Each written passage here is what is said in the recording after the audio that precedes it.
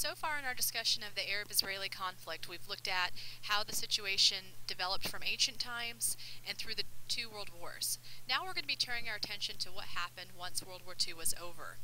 And what you'll see is that in these last years of the British Mandate, which officially ended in 1948 with the creation of the State of Israel, the years directly after World War II, from 1945 up until that point in 1948, the British were systematically losing control of their mandate over Palestine to the point where the UN had to take over.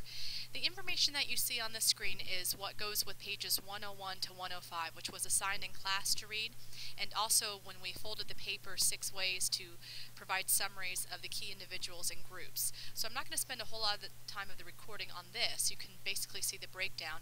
I do want to highlight, though, these things that I put in bold, with the fact that the Arabs and the Zionists were pretty much realizing in these years after World War II that they had to take matters into their own hands.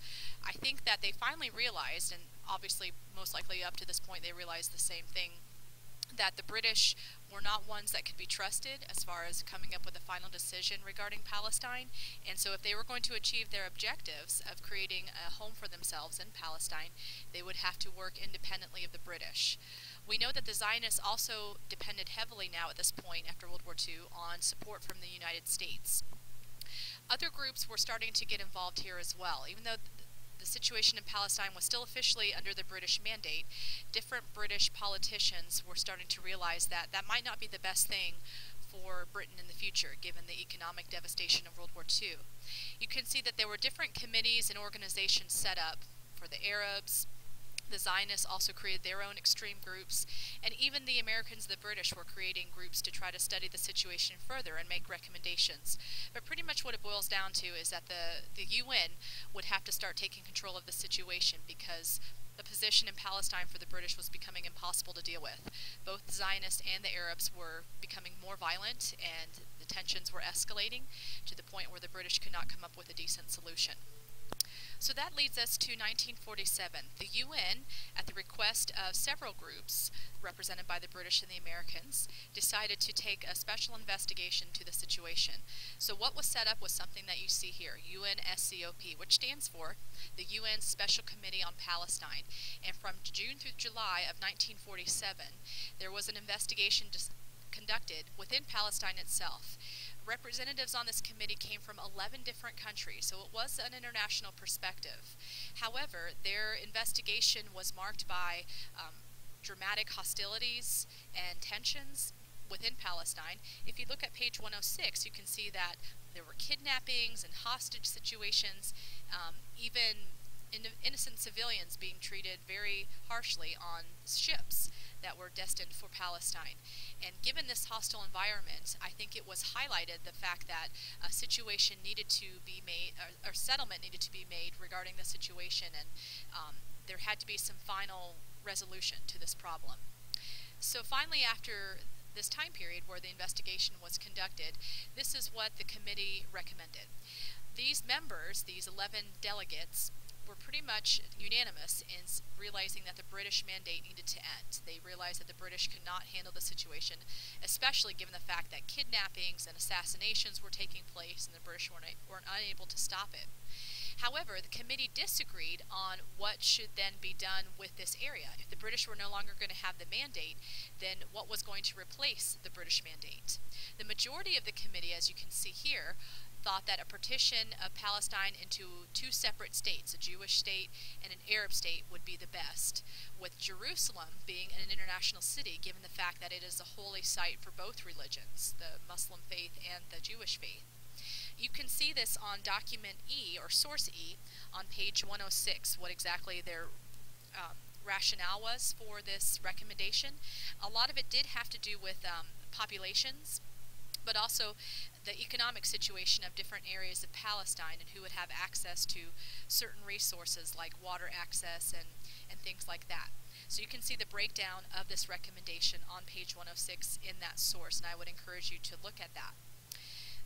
Additionally, there was a separate committee set up by the UN General Assembly, which would allow members of the UN to hear reactions from the Jews and the Arabs about this recommendation to partition Palestine into these two states.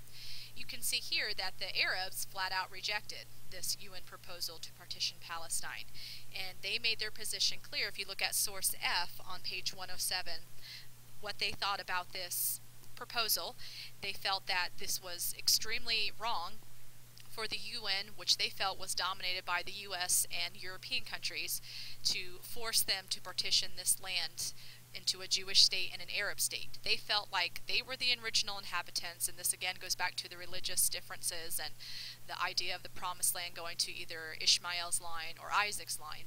So the Arabs flat out rejected the proposal.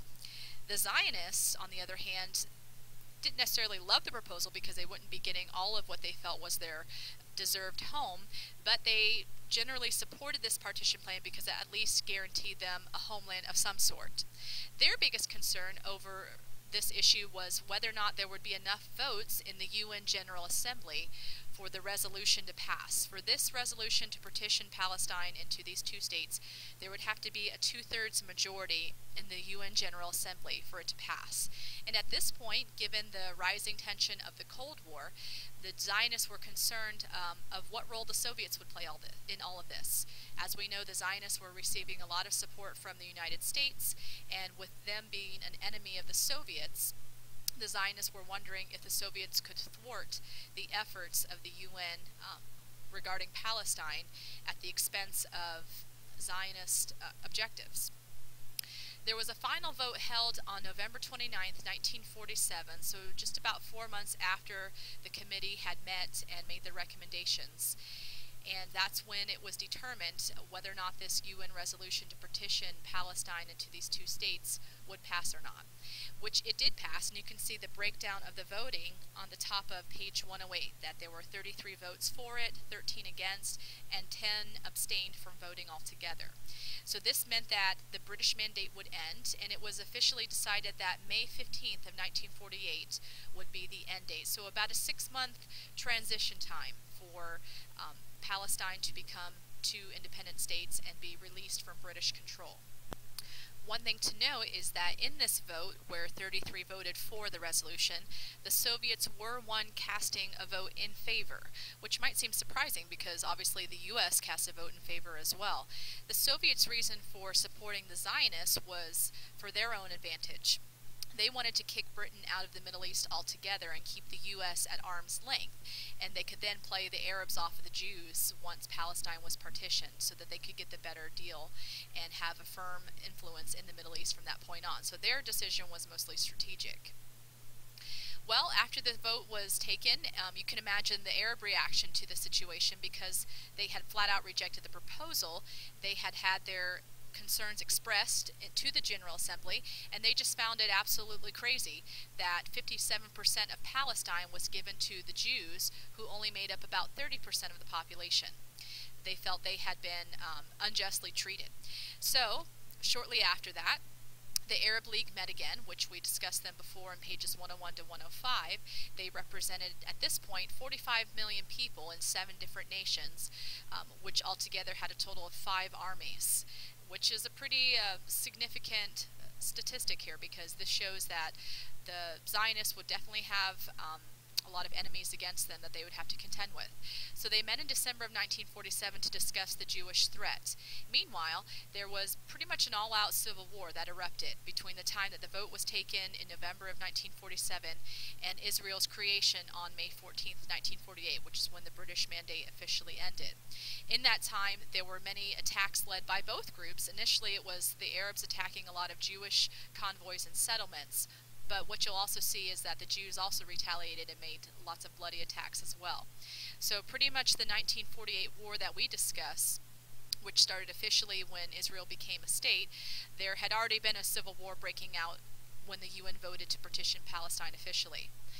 On the other hand, the Zionists at this point, they knew they were going to get a state, but the question was going to be, was it going to reflect what the UN recommended as far as the boundaries, or could they have the opportunity to take more?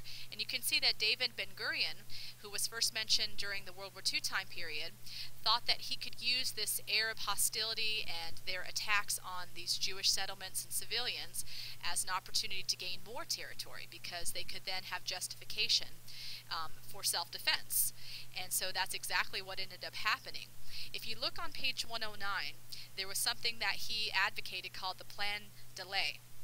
And you can see it spelled out, the objectives of it, on page 109 in source A.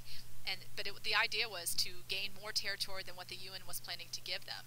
And so you can see that they were definitely trying to take advantage of the situation that was breaking out in Palestine. A big concern, though, with the Zionists is that they did have some problems with U.S. support. Even though we had become much more sympathetic to their cause during the time of World War II, there were some in our government that were not necessarily in favor of creating a Jewish homeland in Palestine. One of those was George Marshall. We mentioned him at the end of World War II with the Marshall Plan for Western Europe for economic recovery.